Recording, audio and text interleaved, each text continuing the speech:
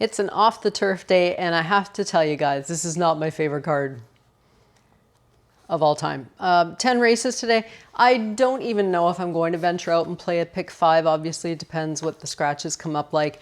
There are a couple, you know, when you play for a living, you kind of have to continue to look for opportunities. So there's always something on the card. I'm not sure what the odds are going to be, but we'll take a quick peek at just some horses that I'm considering I'm playing outright.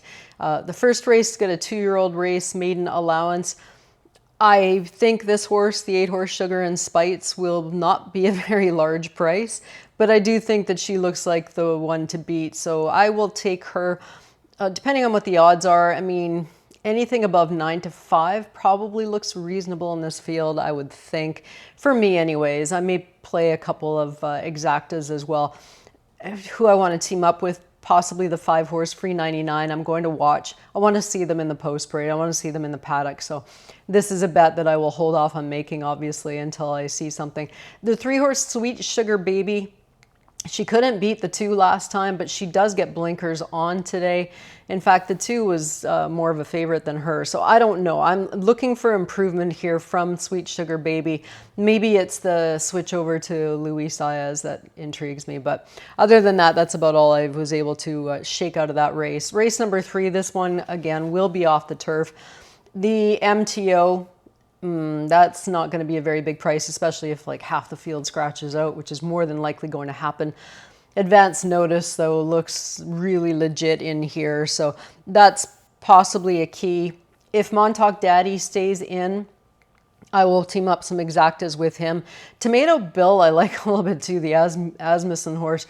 I think that he will probably stay in. I mean, he's done enough running on dirt. So, hey, this is a horse that was in the Sanford early on and was placed in the Sanford. So there's some potential there. He's been in and out in terms of getting to the track, but I like him. Race number 4, there's an exacta there that I'm going to play pretty seriously. It teams up the 2 favorites, so, you know, obviously have to hammer it to make a profit out of this. But the 4 too early, the 6 control group. I prefer the 4 as my top choice, so I'll go a little bit more heavy on him. Although you get these, you know, he's one of these horses, he's a seconditis, and this always concerns me. When you're 2 wins, 5 seconds, and you're coming off a narrow beat, and you had one before that.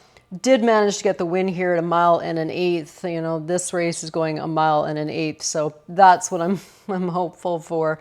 He's got both of his wins coming at 1 1/8 miles, the 9 furlongs, so that's important to me. I will put him on top. The 6-horse control group.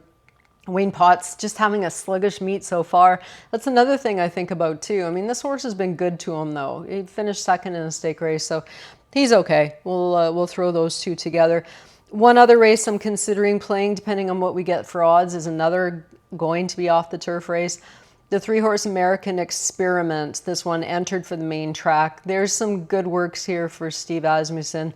This work looks pretty sharp from the gate in 48 and change. He's been... Well, these 2-year-olds of his have been coming out and running, so I like that. The 4 Slipstream, if he stays in, Christoph, it could go either way. This horse trained on a sloppy track, so maybe he's considering that he should be okay. I mean, a dirt pedigree isn't terrible. This is a more than ready, so you can certainly get the dirt. The dam didn't run on the turf. She was stakes placed on the dirt. And as far as siblings goes, we get, well, Too Sexy was, they kept this one on the turf, so I don't know. Christoph could go either way there, but anyways, it looks to me like that first time starter right here could be interesting. Again, it's a race that we have to wait and see. I need to do these early, so unfortunately before scratches, but I had a horse on the watch list in race number 8. I don't know that he'll stay in. It's the 10-horse Box and Score. We had a watch lister, Cash. Was it yesterday, day before? Day before, I think. But Box and Score is one that, you know, I don't think he'll stay in. So there's really no sense talking about it. This race looks like Clayton the Lionheart will probably be the one as an MTO and likely to be a huge favorite.